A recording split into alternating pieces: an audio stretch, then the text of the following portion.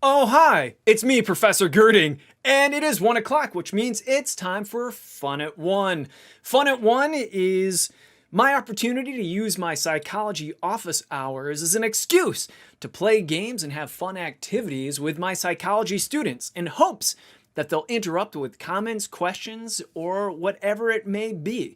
And today, we're talking about human sexuality. Specifically, we're going to talk about sexual orientation and gender identity. And we're doing this live. No safety net. We're doing it absolutely live. And that can be scary. Why is it scary? Because we're talking about these issues that affect everybody. And inevitably, it can feel like a minefield for a lot of people, where one misstep or if you misspeak, sometimes you can insult a lot of people. And we don't want to do that. We're not here to hurt people's feelings. No, quite the other way around. I think we can do it live, as we should, because that's more representative of what actual life is like. I'm no expert. Sure, I'm a psychology professor and I have a degree, but my degree's in clinical psychology. Yes, we learned about human sexuality and I teach these issues several times a semester, but I don't claim to be an expert. In fact, I'm just a white, heterosexual, cisgender male, bald. So my personal experience can't apply to every single other person's personal experience. In fact, my personal experience is only going to be really identifiable by people that are extremely similar to me. But that's a beautiful thing about the world. So many different people, so many different folks, so many different strokes. It's incredible. So I think, as scary as it may seem to do this live, as long as we go into it with an open heart and an open mind, with the hope that we will learn and grow acceptance for our fellow human beings and ourselves. Isn't that what it's really about? Growing our acceptance of ourselves. So without further ado, let's get back into this. And boom, we're into the PowerPoints all about human sexuality, right? Why do we even talk about human sexuality? Why should we talk about this? Why shouldn't we just sweep it under the rug, especially in a psychology class? Because sometimes I get students say, why are we learning about human sexuality in a psychology class? Well, psychology is all about the mind and behavior. So anything we do or anything we think about, that's psychology. And we like to talk about the behaviors and aspects of our life that we find important. And is your sex life important to you? Yeah.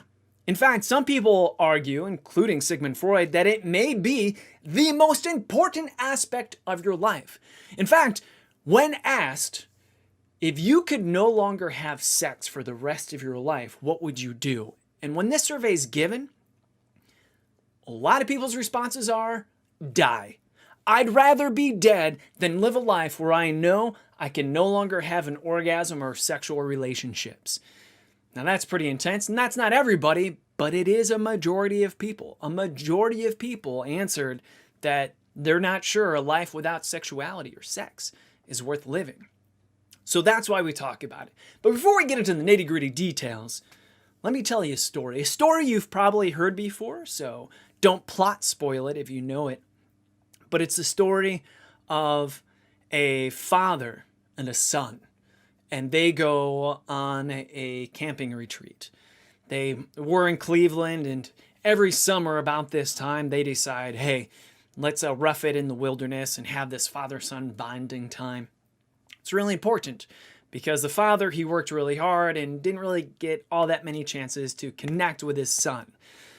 And both the father and son secretly kind of weren't looking forward to the trip because it's almost like going to the gym where you want to put it off because you know it's going to be work, roughing it in the wilderness, going into the West Virginia mountains with only your father or your son. The pressure's on. But it's also like working out in that it's pretty rare that you regret doing it. When you drive home from the gym, you're usually like, I'm glad we did this. I'm glad I did this. Same thing in this case. This father and son, who I won't name, go on this weekend-long roughing it camping trip. And it went well. They bonded, and they're driving home. And unfortunately, on their way home, and the sad thing is they were almost home back in Cleveland, Ohio, the father got into a car accident with his son in the passenger seat. The father was pronounced dead at the scene. They had to get medevac. Helicopters show up. They had to get the jaws of life. Father's dead. The son they have to cut out. He's in critical care as they pull him out of the car and they take him to the emergency room. The son, being wheeled into the emergency room, is lying there, life on the line, and the head surgeon comes in and looks and says, "Oh my, I cannot operate on this boy. He is my son." What? He is my son. How is this possible? How is this possible? Ask yourself, how is this possible? I get so many students every semester that honestly don't know the answer. I get a lot of students that give me the wrong answer. I get some creative answers like, well, it must be a second marriage. Maybe they meant stepson or adopted, biological, something going on. No, maybe it's two dads. Kind of like that answer, especially on topic for today. Why can't it be a married couple of two men and they adopted a son, right? But the answer is much simpler than that. The answer is the surgeon is his mom. The surgeon's his mom. And if you struggled with that question, maybe you didn't. Maybe right away you're like, well, if the father's there, then it was the mom, whatever. But this is an exercise talking about gender and gender expectations and gender stereotypes. Because typically, what appears in your mind when someone says surgeon? Do you think of a man or do you think of a woman? What if we say nurse? Do you think of a man or a woman? Because I had to flip a coin. I literally flipped a coin because I tell the exact same story, except it's a mother and daughter spa getaway. And I really sprinkle on the gender stereotypes heavily. Like, oh, we're going to get a petty and a mani, etc. Maybe do a little bit of shopping. I even add a little bit of lift to my voice to really get people to start focusing on the expectation of femininity. And what does that mean, being feminine? And what is the role of a woman? Because then the story switches to one of the nurses is in the operating room and says, "Oh my goodness, I can't be here. She is my daughter." And again, so many of my students, in fact, I've had several classes where none of the students know the answer. So many don't know the answer, etc. Because they think of nurse male, etc., or nurse female rather. So it's important to talk about human sexuality, and it's also important to talk about gender. In the PowerPoint, if you were in my class, we have a whole bunch of things we talk about in this chapter. Sex and gender, the psychology of gender differences, sexual orientation. But today we're only going to focus on sexual orientation and gender identity. We're going to talk about those key vocabulary terms. And those vocabulary terms, they change throughout time. And I myself have stepped on one of those metaphorical mines and made a mistake. And I'll share some of those stories with you. Because one thing we have to realize as human beings is that language is a parade. It's always moving, always changing. They're changing definitions. For instance, the word nice used to mean strange and unusual. But so many people use it as slang like nice, nice. Way back in the day before anyone who's alive today was alive. And eventually, nice meant kind. And they had to change the definition. One definition that changed, literally. So many people misuse the word literally that they added the definition of literally to mean figuratively, which kind of ruins the word in my opinion. I'm a little salty about it if I'm being honest, because I like the word literally. Because when someone says, "Oh man, he was so funny, I crapped my pants literally," I would think, "Oh my goodness, you actually crapped your pants." But no longer, because now literally also means figuratively. Originally meant actually in real life, but oh well. So vocabulary terms are constantly changing, and they definitely change in psychology, and even official diagnostic terms change. For instance, it used to be called manic depressive disorder. Nowadays, it's known as bipolar disorder. So many different changes in diagnoses, and we're going to talk about these vocabulary terms right now. Let's get into this, shall we? So let's talk about sex and gender. What is the difference between sex and gender? Is there a difference? Because I've heard some people say, well, sex is male and female and gender's feminine, masculine. Not an absolutely incorrect definition, but let's get into it.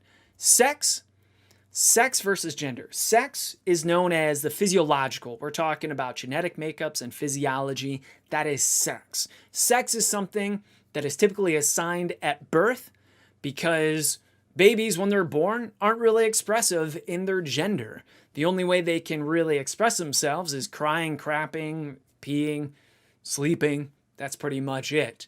So you can't really say, oh, that baby's acting real masculine, or, oh, look at that feminine baby.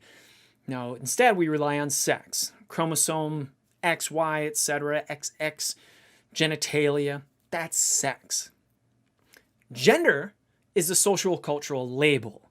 This is something that we come up with as a society. What is masculine? What is feminine? So when someone asks someone's gender, that's typically male, female, or non-binary. And we'll talk about these issues and something maybe in between. In fact, I am really excited because I'm currently reading a book by a hilarious comedian, Mae Martin. I just have it next to me on hand. Can Everyone Please Calm Down? A Guide to 21st Century Sexuality. Mae Martin stars in a Netflix show that is hilarious. I recommend it to everybody. But she talks about living a non-binary life, but also a fluid sexual orientation. What the heck is that? We'll get into it. So we have this whole vocabulary here. What do each of these vocabulary terms mean? And some of these have changed, and maybe I'm even outdated.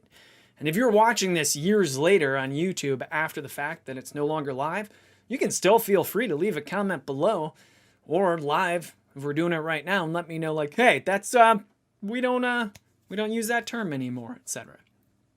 So gender identity versus expression. So gender identity / expression. Some people say gender expression, some people say gender identity. Same thing, but gender identity is definitely different than sexual orientation. Gender identity is how you view yourself.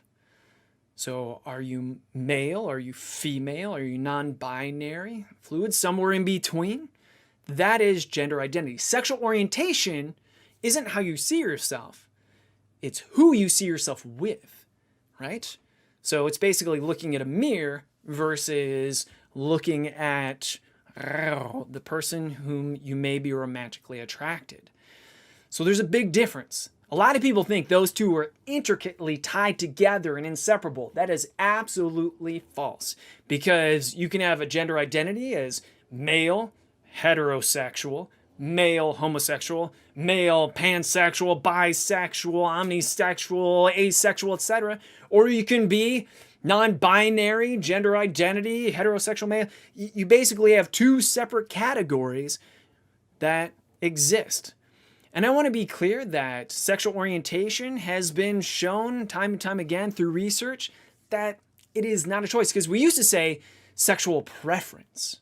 And the reason you don't see sexual preference up there anymore is because preference implies a choice. Like when you go to the Olive Garden, I prefer the pasta fagioli over the chicken parmesan. It's my preference. But we don't want to do that anymore. So that's one of those small minds that you may step into. And as a timeout, let me just restate, if I haven't said this clearly already, that our goal here is to have more acceptance of ourselves and other people. And there's two sides to that story. You can be wrong on both sides, actually. But that means be more accepting of people that identify as non-binary or sexual orientation. But it also means be patient with those that may not be up to date on these terms. Long story short, just don't be a jerk is what it really comes down to. For instance, if your name is Charles, but you prefer to go by Chuck, I'd kind of be a jerk to just keep on calling you Charles. Like, hey, no one calls me Charles. Could you call me Chuck? You got it, Charles. Sure thing, Charles. That's a dick move. So don't be a dick. Don't be a jerk. Don't specifically call Chuck Charles when he asks you not to call him Charles. On the other side of the coin, very similar story. If you are Chuck and someone sees your name and calls you Charles, don't automatically wish them death. It's an honest mistake. And if it's a genuine mistake, sure, it may require some patience. You say, hey, I prefer Chuck, not Charles. And if they make that mistake again, if they're sincerely apologetic or they need more talking to, you may want to go ahead and have that conversation. I'm not saying it's your job to constantly educate some people on what name or pronoun that you like to use. By the way, he, him. But at the same time, you shouldn't have a short fuse if you're not willing to have those conversations with individuals. If you don't believe that they're maliciously making that mistake, then you may want to not be a jerk in that sense as well. So just patience all around. Patience with people and what they want to be called, labeled, identity, etc., but also patience in people that may take a little bit more time. This is especially interesting, and I know I'm rambling here, when we talk about object relations in people's minds. This is cognitively, when we think of individuals, we have just a little footnote in our brain for a reference. Think of it this way. It's possible to read an entire book. Maybe you're reading Harry Potter or something like that, and you never learn the characters' names. How is that even possible if you read all the Harry Potter's books and you don't know Snape? When someone says Snape and you're like, who's Snape? And they're like, I thought you read the books. I did. It's because when you read the letters S-N-A-P-E, you don't have to say out loud to yourself, Snape. It's basically in your object relations to say, oh, that person, that label. We just have our generic labels on our brain, and then we artificially put language on them like some type of post-it note. For instance, you may know who I am, but you generically have to force yourself to put this label on me. Oh, that post-it note didn't stick because I'm so sweaty. I'll try it again. I'll just hold it there. You put a label on me that says Professor Gerding, he, him, bald, whatever. There's these artificial language labels that we put on. So the idea of object relations in psychology and cognition is that we have these object relations before we have the words for them. Why am I talking about this right now? Because someone, when they meet someone, may have an incorrect object relation label for someone, and it's very hard for them to manually override it. But anyway, all of that just to say, hey, let's be patient, let's be cool with one another. Hopefully you understand the difference between gender identity and sexual orientation, and now you know the difference between sex versus gender. We're going to talk more about LGBTQ or GLBTQ. Nowadays, we typically say LGBTQ+, because there's more letters involved. There's LGBTQ, IAP, etc. We got a slide coming up. We're going to talk all about that. I'm excited about. But what is GSA? GSA is important if you're in the college academia. I don't know of any that are outside of academia, but it stands for Gay Straight Alliance. This is typically a group, an organization, a club that you can find on many campuses where people get together and try to increase awareness and acceptance of all the issues we're talking about in today's episode of Fun at One, this live lecture. So if you have any questions, again, please don't hesitate to ask. I know it's pretty quiet out there, but hopefully I'm making this a safe place for you to ask your questions. Reparative therapy. What is reparative therapy?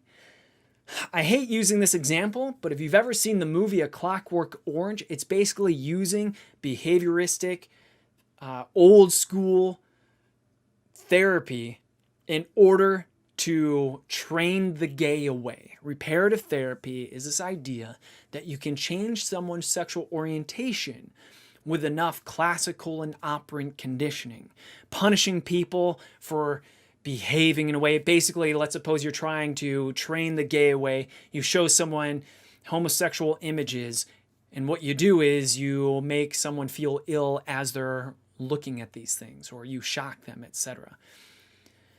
Research shows that reparative therapy is fantastic at messing people up. If you really want to cause a whole bunch of psychological trauma and issues and lack of acceptance, depression, and suicide, hey, reparative therapy is the way to do it. Outing. Outing is when you, maybe yourself, come out as perhaps something other than heterosexual, cisgender, etc. We'll talk about those terms again. But outing can be done by other people. So one thing to keep in mind is that if someone comes out to you, you should assume that they're only coming out to you. You shouldn't be saying, oh, Earl? Yeah, gay. He's got a husband. Didn't know that about Earl.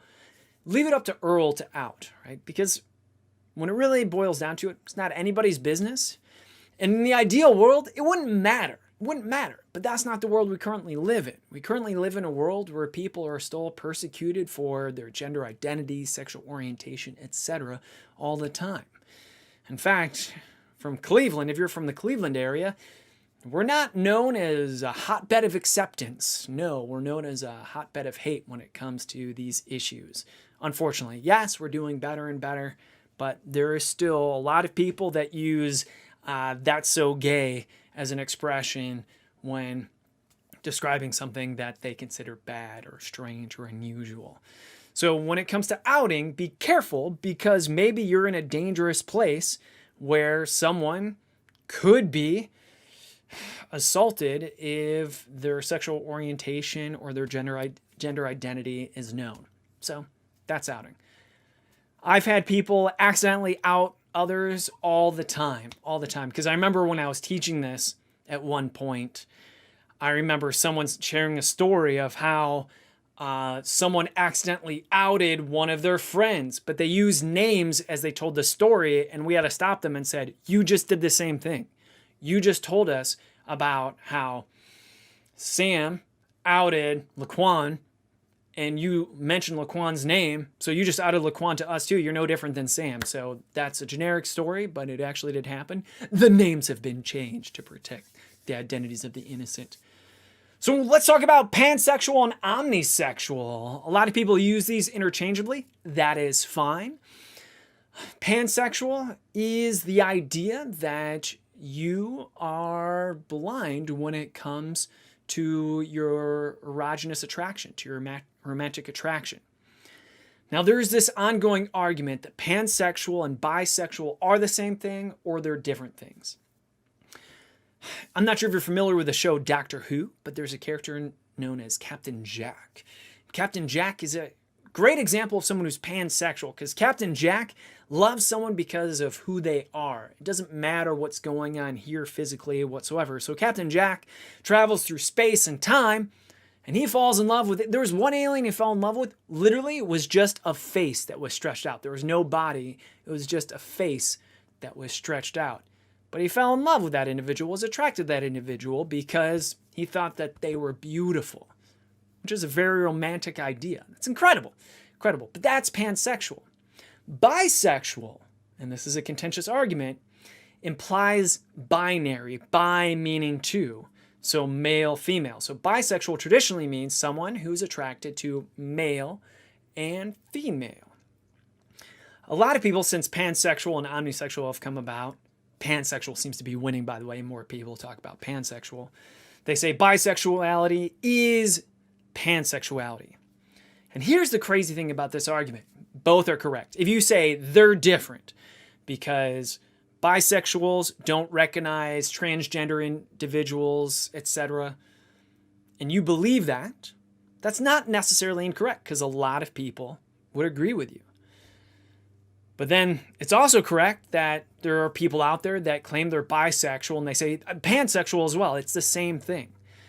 But this is why it's such an interesting, sticky conversation, because ultimately it requires a conversation if someone's really interested. If they want to label this thing with that artificial language label, this post-it note, do they choose bisexual or pansexual? So I guess my message is this. You have to take the time out and stop. And when someone says bisexual, you don't know for sure if they're excluding people that don't ascribe to the traditional male or female gender identity. They may be pansexual.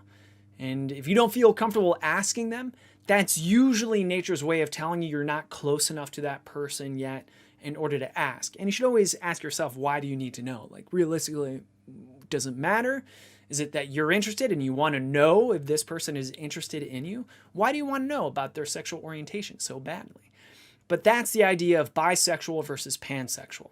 I'm not sure how great of a job I'm doing describing the difference, or if I'm doing a good job explaining that you can use bisexual and pansexual interchangeably while also arguing that they're totally different.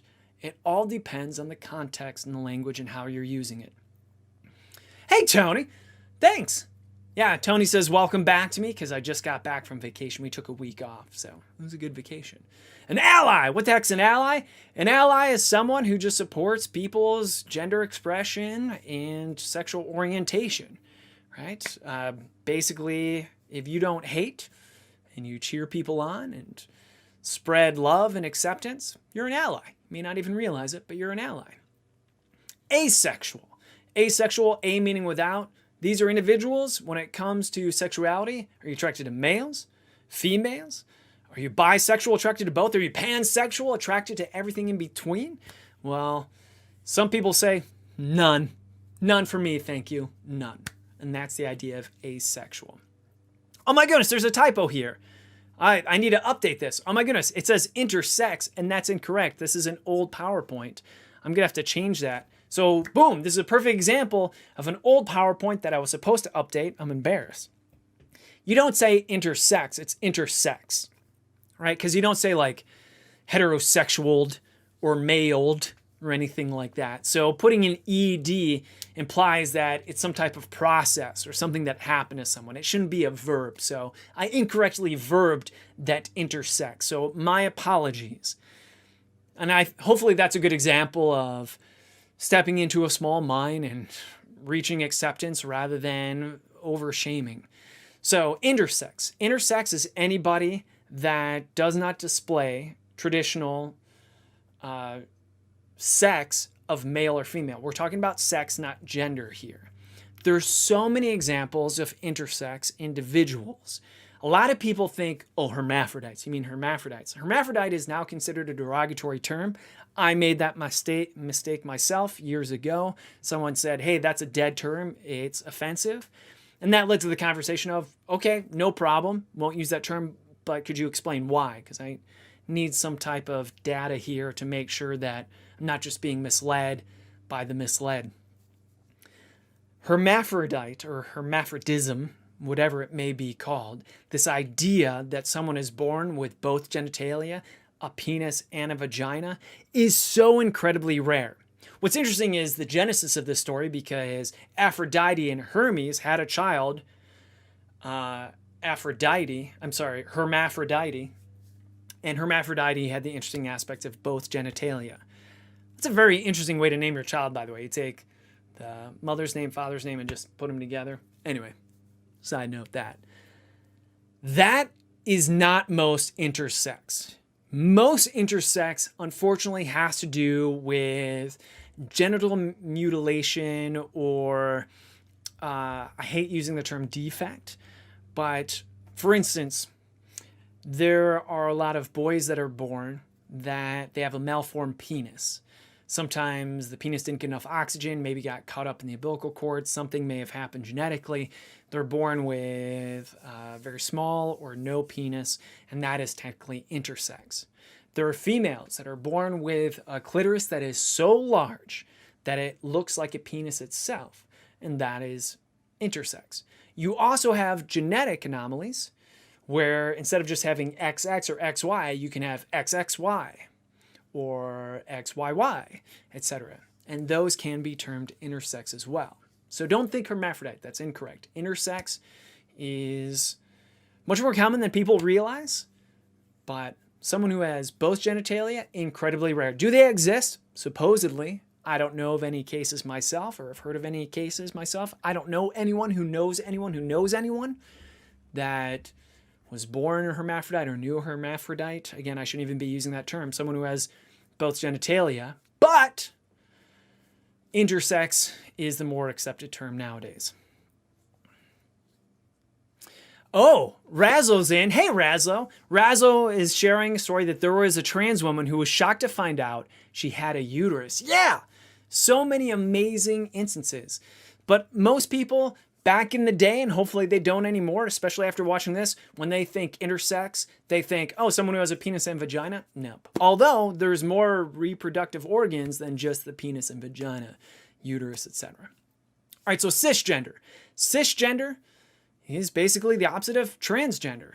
If you have the gender identity that matches, for lack of a better term, your sex. So if your sex and gender match, that's cisgender. And transgender is when they don't match. Perhaps your sex is male, but your gender expression is female, or they, them, something else. This is really important. Cisgender, I've heard some people hate the term. They hate the term. And a lot of that comes to resisting change. Change is tough because change requires work. In fact, when we talk about stress, health, and coping, we learned that if we had a Groundhog's Day where every day was the same, it wouldn't be that stressful because you know exactly what to expect. So I'm telling you, some theorists believe that the definition of stress is unexpected change. Anything unexpected is stress. So that's why having to change some of our language is very stressful to a lot of people. The other reason is we've been taught to be ashamed of when we don't do something right or when we don't know something. And if there was one thing that I can change in the world, it would probably be that. I myself still do it. I have to keep myself in check. For instance, if someone says, "Who's Joe Biden?" Joe Biden, Biden who? Who's that? People would shame that person. Are you kidding me? You don't know the President of the United States? What is wrong with you? Instead of shaming someone for not knowing something, and instead of feeling bad about change, we should encourage and celebrate it. I'm going to geek out a little bit here, go on a little tangent, but I love the show Dragon Ball Z. And one of the reasons I love Dragon Ball Z is that, sure, it really sucks to be defeated, but some of the main characters in this fighting anime love to be beaten because they always learn from it. And specifically the Saiyans, it's this race of alien fighters. They get stronger every time they lose. So they almost welcome the opportunity to be defeated because only then can you learn. What a great mindset that would be. I love trying and failing so I can adapt, learn, and grow. So a lot of people are resistant to the term cisgender, but the reason we have the term cisgender there is what's the alternative? And a lot of people say, well, normal. And then that's just hateful because normal puts a quality of approval on it. When you say, oh, that's normal, what you're really saying is that I accept. That's abnormal. That ain't right. So that's why we don't use transgender versus normal. Heck no, it's transgender, cisgender, etc. Michael Ferrone's with us. He's saying bonjour from France. Aha! He says, great explorations and explanations. Thank you, Michael, for joining us. I appreciate you. He's chiming in from Facebook. Above me, I only have the YouTube chat. So if you're messaging me from Twitch or Facebook, I won't see your messages. Okay, let's move on from this vocabulary quiz. We talked about sex and we talked about gender already. Nothing new here. Talked about gender roles a little bit. For instance, what is a typical woman's job versus a man's job? And we can talk about the difference between men and women, etc. And Razlo wisely points out, cis isn't a new term. I think knowing that helps some people with issues accepting the term. That's a very good point, Razlo. Just because you may have recently started hearing cisgender doesn't mean that that term didn't exist before and it was just newly created out of nowhere.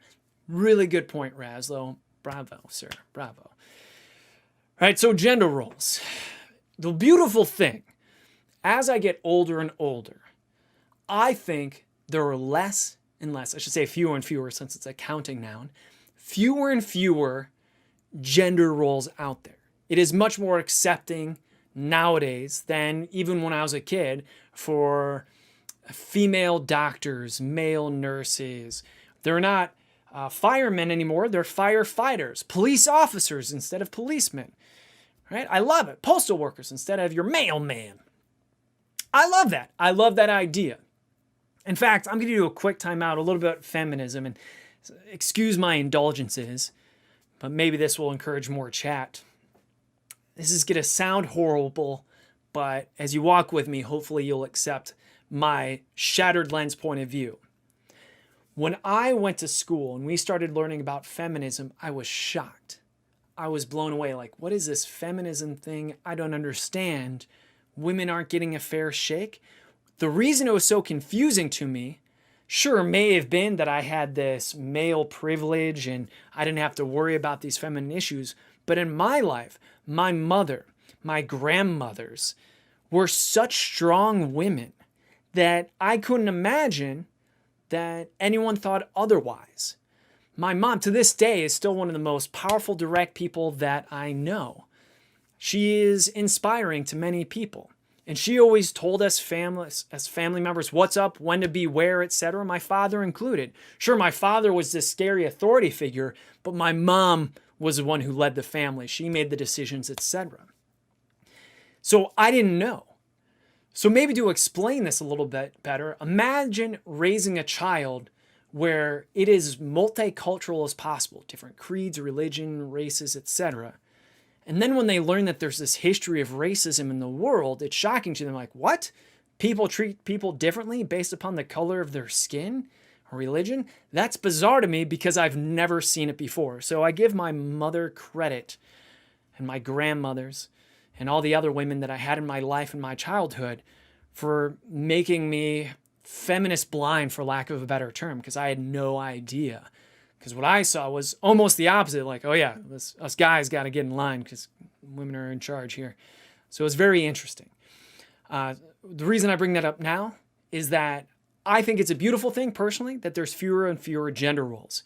My father, if I may put him on blast or compliment him based upon your point of view, he said, I feel sorry for your generation and the new generations, because when I was growing up, there was definitely the man's work in the household and the woman's work in the household, and they had to rely on each other. So a marriage had to exist because of the partnership.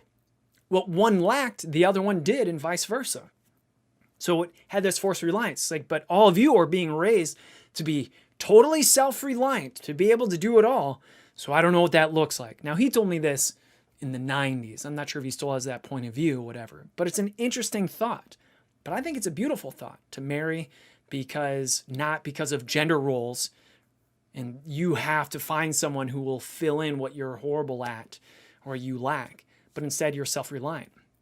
And Razlo, he himself says, I'm a cute AF house husband. Beautiful, beautiful. Man that stays home, raises the children. Why, I assume your partner goes out, goes to work. Beautiful, Razlo. And I love that about you, because anytime we talk, I can usually hear the kids in the background. You're doing it like none other. Good work, Razlo. And then gender identity, we've already talked about as well. So there's sex and gender. Hopefully you never get confused between sex and gender. It's relatively easy. Sexual orientation, we also talked about, to those that you have a romantic attraction. So let's talk about the psychology of men versus women. Who will win? Yes, this is a very binary look of men versus women. And we're going to look at some older research, because a lot of people out there will still say, typical man or typical woman. What does that mean? What does it mean to be a typical man? What does it mean to be a woman? A man's man. He's a real man's man. Or he's a ladies' man. It's weird that you could be a ladies' man and a man's man and still be heterosexual AF. Tony, yes, we already did talk about gender expression and gender identity. Yes, we did talk about that already. I can talk more about it, and we talk about it coming up, because one thing we haven't talked about yet is fluidity, both in gender identity, but also sexual orientation. So as a quick preview of what's coming up, Tony, because I don't want to leave you unsatisfied with your question, is that it changes. Instead of thinking of gender identity as a light switch, male, female. Instead, now we understand it as more of a dimmer. And the same thing goes for sexual orientation. Again, these are two totally different things, but when it comes to fluidity, they can be thought of as the same. It's not just a light switch where it's heterosexual, homosexual, and sometimes it gets stuck perfectly in between where it's bisexual. Now we understand that it is a dimmer switch that can go back and forth, but because it's fluid, it changes. In fact, most people report, when asked in surveys, a change in their sexual orientation. This is especially true from their childhood into their college years. So very fluid throughout your identity stage if we talk about Erik Erikson. Pretty cool stuff. Yeah. I see that Ride Lux here. Cool. This is on YouTube too. Welcome. I appreciate you. All right. So let's talk about men versus women. Now this is, I almost hate talking about this because I don't want it to be abused and taken as kindling for a fire of like the battle between the sexes, men versus women, etc. But let's actually dive in and look at the clinical data. We've surveyed, let's look at the difference. For instance, here's a very generic survey that was done in 1999. Yes, it's dated, but I still think it's important. What we did is we went around the world. I say we, it wasn't actually me. By we, I mean the research team, Williams and others, but went around the world and asked people, give me one word to describe a typical man and give me one word to describe a typical female. What is the word associated with men? What's the word associated with women? And they translated these words as best as possible into English. And here are the examples of the winners, the most commented words. And you can see men, active, adventurous, enterprising, forceful, stern, strong, tough, unemotional. Women, affectionate, anxious, attractive, charming, complaining, meek, fussy, timid, weak, whiny. Now, does this mean that all men are this and all women are that? No. This is just a perception in 1999 across the board. So is there actual clinical evidence? Is there truth behind this? It's going to get sticky because we're talking about a nature versus nurture question. Are these differences that we can find genetic, or are they taught and learned? Let's dive into this, shall we? So there's different categories. We're going to look at the categories of personality, cognitive abilities, which basically means intelligence, aggression, and sexual attitudes and behaviors. What are the differences between men and women on the personality spectrum? If we give them personality assessment tests, do they readily score differently? If so, we should be able to look at a personality test without knowing the person's sex and or gender and be able to tell them like, well, this is clearly a woman and this is clearly a man. Can we do that reliably? A majority of the time? Significantly? Let's find out. Then we're going to talk about intelligence tests. If we give intelligence tests to men and women, who's smarter? Men or women? Oh my. Who's more aggressive? Aggression. The operational definition for aggression is attempt to harm another person. So who tries to harm other people more? Men or women? And last but not least, who's having more sex? The doing it part of the sex, right? Who's doing it more?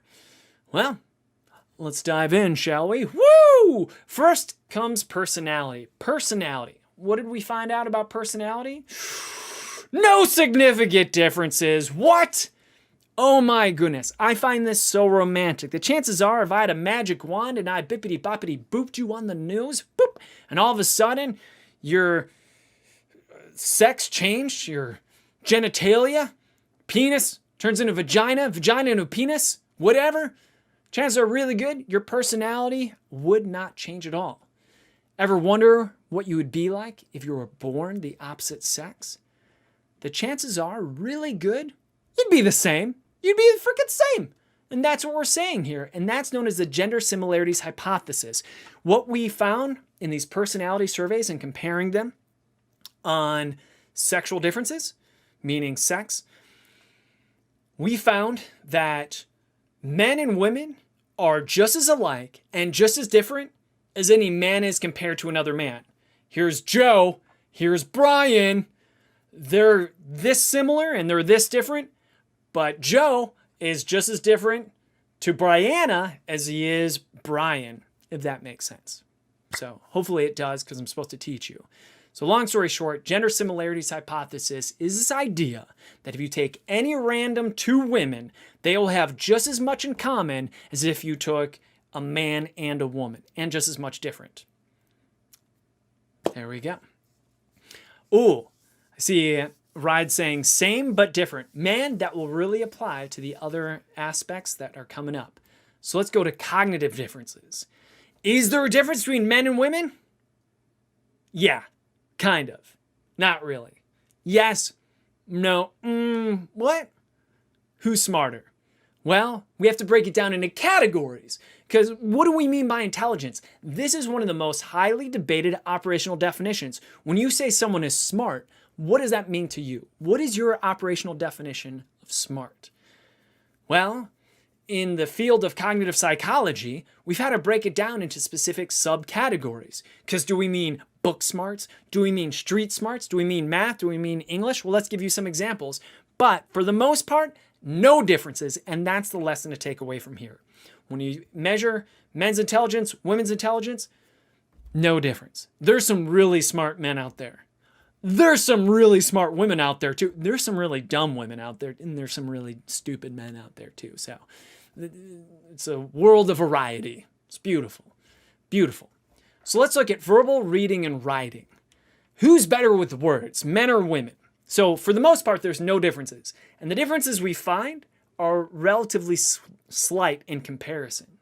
So who's better using words, men or women? Time out. I see Dustin Stats is commenting. Alan, thanks for doing this. Very insightful. I have to go back to the replay since I can't stick around any longer. Dustin, I thank you for stopping by for that short amount of time. We're almost done anyways. We're only supposed to take an hour. I had a false start, which is pretty unfortunate. But anyway, so what are the differences between who's better with words? Slightly better? Females consistently score higher. But why? Is there something genetic with women that makes them better? Well, this is a nature versus nurture argument. And if you've ever listened to any of my previous lectures, you know that nature versus nurture, the answer is always both. It's always both. Not always that it's 50-50, but there's always genetics in play and there's always your environment in play. It's always both. So our understanding here is who's taught to hide their emotions? Who's taught to walk it off and rub dirt on it? Who's taught to talk more and chat? And who stereotypically is expected to gossip more? Well, women are expected to talk more and men are supposed to hide their emotions, which is horrible. Horrible. We have plenty of research that suggests that if you're bottling up your emotions, that's leading to problems. So dudes, stop doing that. So anyways, females consistently score higher. Our understanding is that socialized. It's taught by society. We have expectations of how women and men should behave. And because of that, women are better at reading and writing. So spatial skills. What do we mean by spatial skills? Spatial skills is like mentally rotating objects, if you can, or memorizing the location of objects. One test they did is they'd have someone walk into a room and look around for a minute. And then you pull them out of the room and they'd say, all right, where was the stapler? Where was the picture? What was the picture of? Now, when we tasked men and women with this, we found that males outscored females on mentally rotating objects, where females score better on remembering the locations of objects. This may have to do with the socialization of gender roles, with men being better at tools and more men, even today, playing more video games. And the thing I love about all of this is that the differences are leveling out. I have no doubt that in generations from now, that difference will be so minuscule, even smaller than it is now. But this is spatial skills. And last but not least, math skills. Who's better at math? I thought it would be women because, again, when I grew up in my school, all the honor students were females. Not all of them, most of them, I should say. And that's still traditionally true, that females typically score better in school than males. And that may be the emphasis that males are supposed to be strong and tough and do sports, which may distract them from their studies and grades. But anyway, it's actually males score slightly better than females. And that's when someone taught me, yeah, math is actually forbidden to females in some areas of the world. For instance, Russia, I'm not sure if that's still the case, women weren't taught math. It's crazy to me. But anyways. Razlo says, I don't bottle my feelings, and I feel you're great. Thanks, Razlo. Let's talk about aggression. Rah! All right, who's more aggressive, men or women? Well, Ride said it. They're the same, but different. They're the same, but different. What do we mean? Men and women are just as aggressive as one another. A man and a woman, on average, want to hurt other people just as much. But the difference is how they do it. So what are the different types of aggression? Well, there's overt aggression. Overt meaning the opposite of covert. Covert, doom, doom, doo doo doo doom, doom, hidden, doo doo doo, secret mission, doo doo doo doo doo doo, mission impossible, is covert. Overt is wide in the open. So overt aggression is, hey, I'm gonna punch you now. This is me punching you. I want to hurt you. Versus relational aggression. This is also known as social aggression, kind of sabotaging relationships and manipulating people into harm. So which is it? Is it men are more overtly aggressive or relational aggression? You've probably already guessed it. Men are more overtly aggressive and women are more relational aggressive. Men typically push each other in the chest, puff it out. What's up, bro? What's going on? I'm taking my shirt off. My chest is up. My chin's back. Look, I'm fronting. You better back off, bro. Where the traditional mean girls thing is like, okay, ladies, Susie's coming with her lunch tray. The moment her lunch tray hits the table, that's the moment we all stand up together and leave the table and go get a different table. Okay, here she comes. That's the difference. Oh man, my mic, I dropped my mic. That's the difference between men and women traditionally in aggression. All right, so hopefully no questions there. Males are more likely to show overt aggression. Females are more likely to use relational aggression. Relational aggression. Man, that is a diction exercise right there. All right, let's move on. Talk about sexual attitudes and behavior. Who has sex more often at an earlier age, and usually it's by themselves. This one has a clear winner. It's still men. Men have sex at an earlier age, report more sexual partners, and also masturbate more than women, supposedly being reported. And the differences, according to these surveys, these sexual surveys, is still pretty great. However, since Kinsey started these surveys, there has been, for lack of a better term, an equaling out. Maybe we can say that women are catching up to men as far as their sexual frequency and masturbation habits, etc. So even in sexual attitudes and behaviors, there's a catch-up.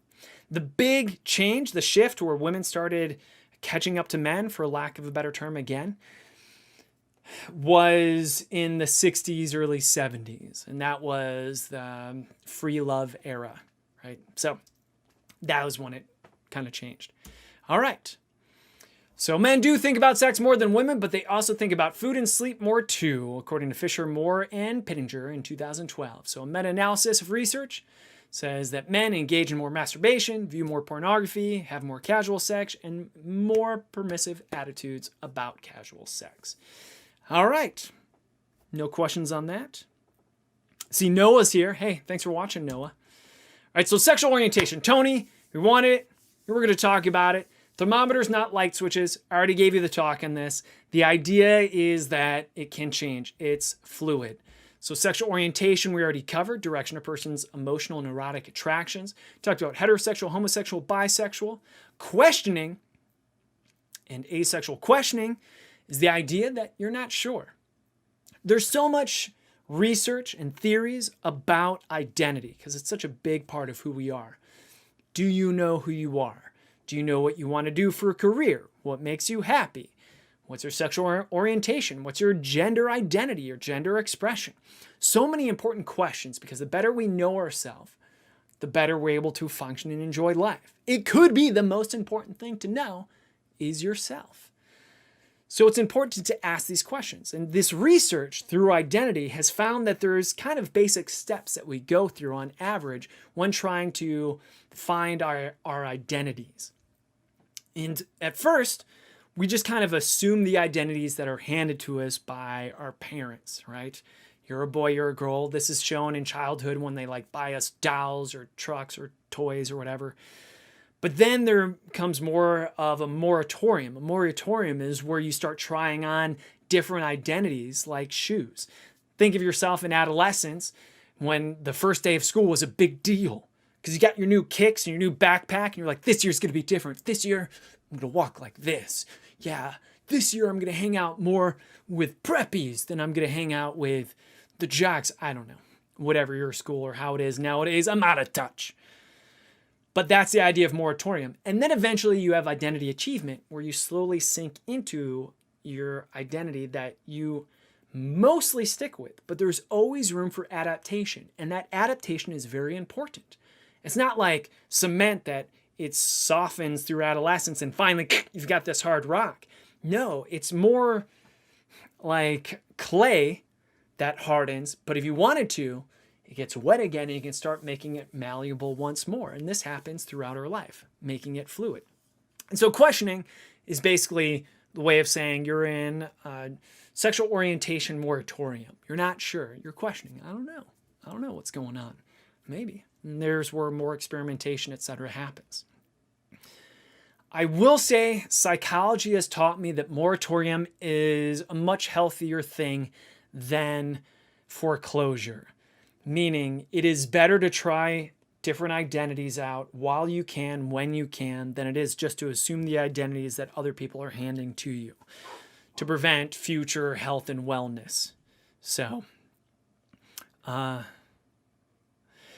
Razzo asks, is that saying that men are more id-driven? No, Razzo. I don't think men are more id-driven at all. It's just how they express themselves. And sorry if you asked that question a while ago and I only just now noticed. Apologies. So that's the important thing. As Ryan said, they're the same, but different.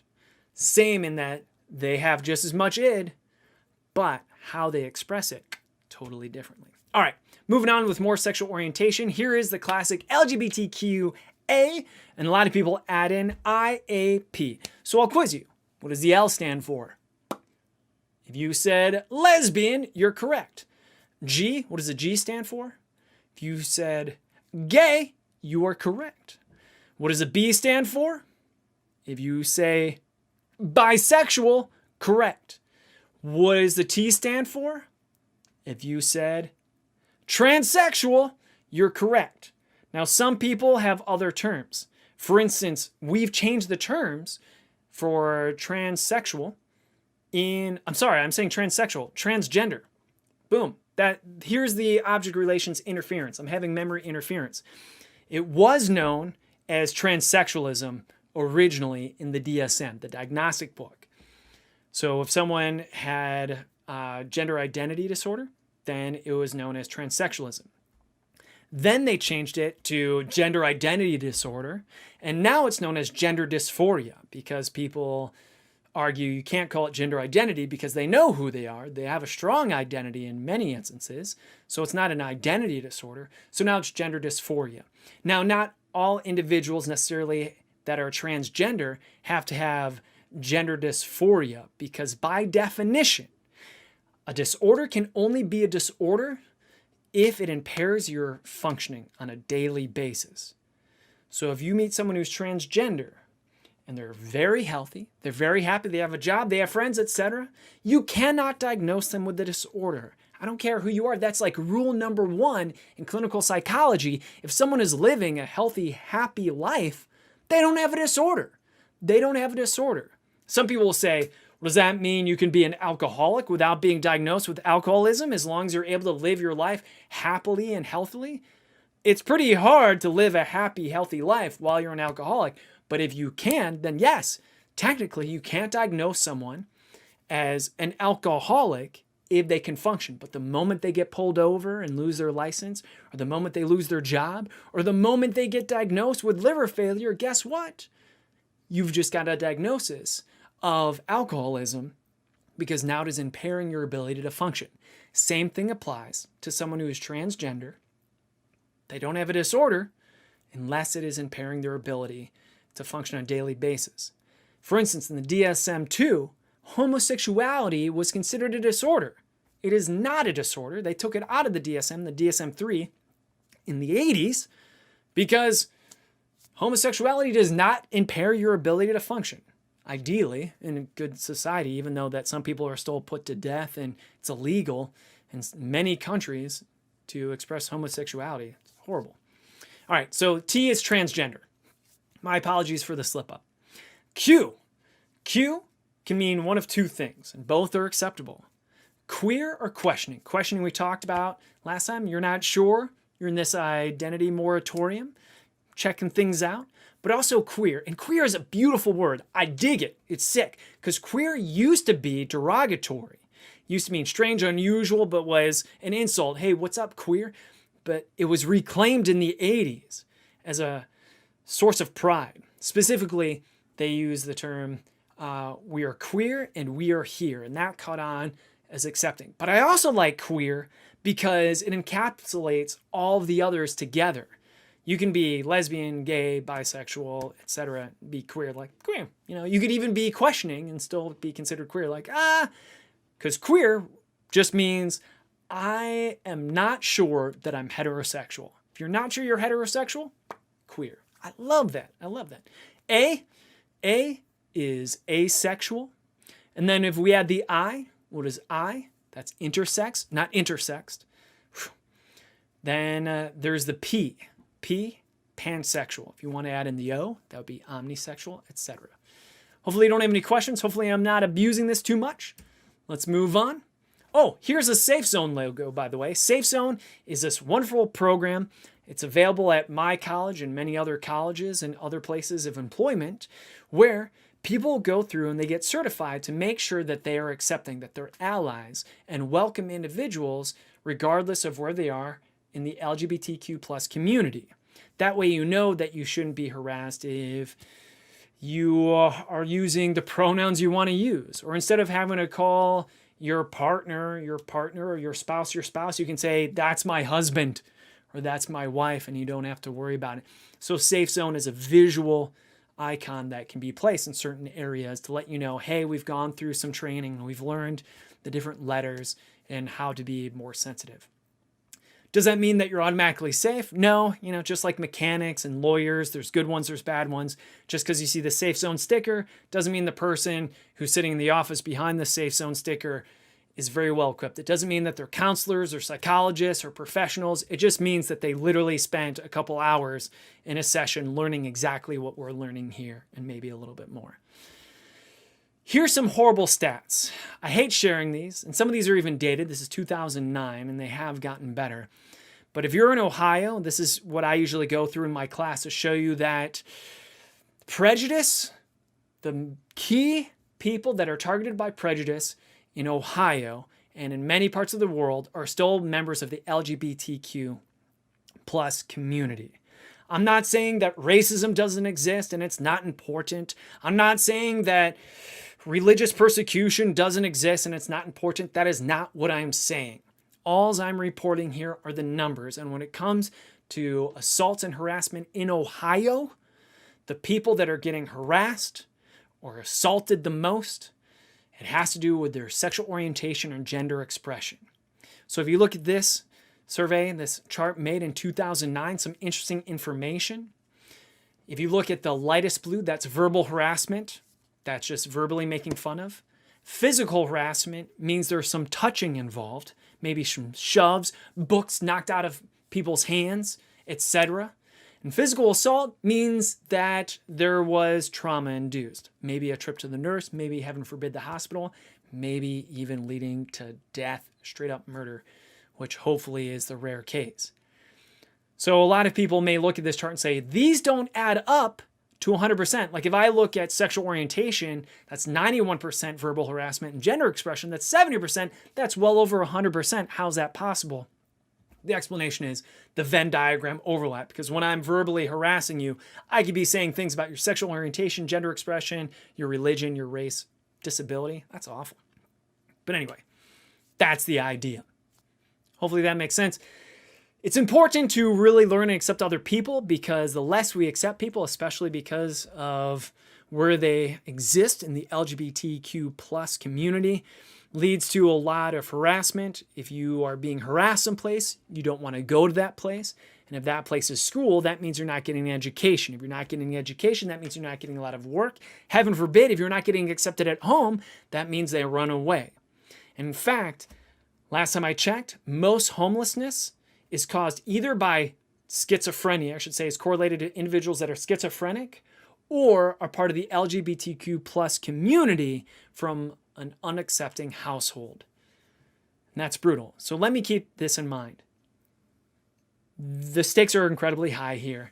people are dying or leaving homes, getting addicted to drugs. And this is what the other stats here are basically telling you. I can show you all these stats, but it's all leading to the same story, saying that there is still harassment abound. And that if you say, hey, I don't mind if they're gay, I just don't want to see it. If you're making these comments like that and you're less accepting, if you're still even, accidentally using the term, well, that's gay, or heaven forbid, you're throwing around hateful terms, you are making individuals less comfortable, scaring them away from the same things that you may enjoy, which may lead to horrible things that have a ripple effect beyond your understanding in the immediate moment. It's horrifying. We're talking about suicides. We're talking about getting murdered, etc. Talking about lower academic impact and grades because you're missing class, you're typically not doing as well. And the sad thing is nowadays we also have the cyber impact because previously you could just go home where you might feel safe. Hopefully you have loving, accepting family members and parents, etc. And that's your safe zone. But even then, you can't get away from Twitter or Facebook harassment, etc. Can be brutal. Razzo, very wisely again, says, be verbal about your support for the LGBTQA plus community publicly, because you never know who in your life may be in the community now or in the future. Absolutely. I think I'm incredibly fortunate because of the acceptance I felt around in my life. And I remember it wasn't until I was a teenager when I had my first friend who was openly a part of the LGBTQ plus community. And I was so grateful because they were still so understanding and so accepting of my ignorance. And it has to be really frustrating because no, it is not their job to educate you. Of, you find someone and they're their first gay friend that you have. It's not their job to walk you through everything I just told you here, etc. You may be curious. So don't expect like a free ride or an education or etc. It can be incredibly stressful. But I'm very lucky that my first friend did have the patience and acceptance and did answer all of my dumb questions that I realistically had no business asking. But I give him a lot of credit because he made me feel comfortable asking. In fact, he even at one point said, if you have any questions, ask away. So I went through all the curiosity that I could possibly go through, not knowing anything of that world. I guess my point here is if you don't feel comfortable asking, again, that's probably your good common sense telling you that you don't have a strong enough relationship with this person. And you should also ask yourself why you need to know. But with that being said, let's move on and stop right here. If you enjoyed this, let me know. If you found it educating, enlightening, if I made mistakes more than I even noticed, please let me know. It's the only way I can grow and learn. If you want more, we can come back next time and actually talk about sexual behaviors and practices. This is actual, what do they call it? Sex ed. We can talk about sex ed next time. I'm not sure if YouTube will let me. Maybe I'll get banned from YouTube because we could talk about all the different acts and safe sex and the myth of the hymen and how double wrapping prophylactics is a bad idea. We could do that tomorrow if you're interested, or maybe Wednesday. Let me know if you want to know about sex education here. I normally talk about it in class, so why not talk about it on YouTube and Twitter and on Twitch. Or YouTube, where are we live? YouTube, Facebook. I'm not on Twitter. YouTube, Twitch, and Facebook. Hey, thanks. I'll have to admit, I was nervous. I'm sweating like crazy over here because it is very important. I want to give it as much respect as possible while still being able to have fun and enjoy and have connection with you all as we're doing it. David says he'll watch, very educational. Ride says, well done. Thanks. I tripped up a whole bunch of times. I try to do better because I believe you all deserve better. And David says that his other sex ed class was taught by the gym teacher, so this is a lot better. Yeah, I remember the first time I was taught sex ed, and I was taught a lot of wrong things. So it's really important to learn it correctly. For instance, sodomy is an important thing to know about. If you're gonna go ahead and do some butt stuff, you got to make sure you do it right because there's a lot of dangers with butt sex. That's not me trying to dissuade you or encourage you towards sodomy at all, but people should know some things about it. If you're just feeling your way in the dark, that's a little bit dangerous. So if I was uncomfortable today, I'd probably be more uncomfortable tomorrow. So thank you so much for your time. Thank you so much for your patience. I appreciate you. And tune in tomorrow. Not sure what we'll do, but no matter what, we'll try to make it fun and accepting. Fun at one, everybody. Talk to you later. Bye. Where's the button? Whoop. Here it is. Give up on my way.